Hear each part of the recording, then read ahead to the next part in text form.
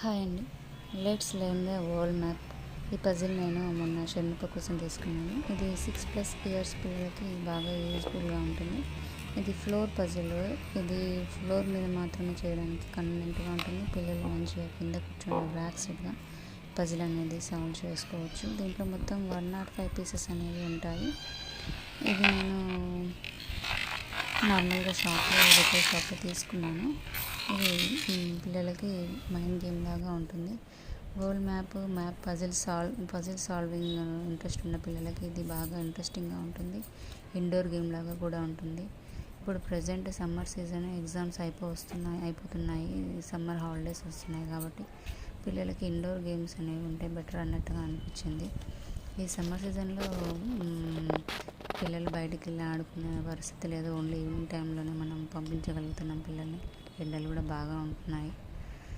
వాడు ఒక్కడు ఇది పజిల్ అనేది వాడు సింగిల్గా చేసుకోవడానికి బాగానే ఉంటుంది పిల్లలు, లేదా 2-3 కలిసి ఆడుకోవడానికి కూడా బాగుంటుంది ఈ పజిల్ అనేది. ఎందుకంటే వాళ్ళు డిస్కస్ చేసుకుంటూ ఉంటారు కదా, కంట్రీస్ అన్నీ ఎక్కడ ఉన్నాయి, దీని పక్కన ఏది ఉంది అనేసి. అలా చేసుకుంటున్నా కానీ వాళ్ళకి కొంచెం టైం పాస్ లాగా ఉంటుంది. ఇంట్లో బోర్ కొట్టకుండా ఉంటుంది. నాలెడ్జబుల్ కూడా కదా, ప్లే అండ్ లెర్న్. వాళ్ళు ఆడుకుంటూ నేర్చుకోవచ్చు. వాడు ఇది పజిల్ కొన్నప్పుడు ఫస్ట్లో వాడికి ఇది సాల్వ్ చేయడానికి 1.5 hour పట్టింది టైము. తర్వాత వాడు ప్రాక్టీస్ చేస్తూ ఒక 15 minutesలో అనేది కంప్లీట్ చేయగలుగుతున్నాడు. పిల్లలు 2-3 కలిసి చేసుకునేటప్పుడు వాళ్ళు డిస్కస్ చేసుకుంటూ ఉంటారు. ఆటలాగా కూడా ఉంటుంది. వాళ్ళకి స్టడీ పరంగా కూడా ఇది యూజ్ అవుతుంది. తర్వాత సబ్జెక్ట్స్లలో వాళ్ళకి స్కూల్ సబ్జెక్ట్స్లలో ఇది ఉంటుంది కదా, వాళ్ళకి ఈజీ అనిపిస్తుంది.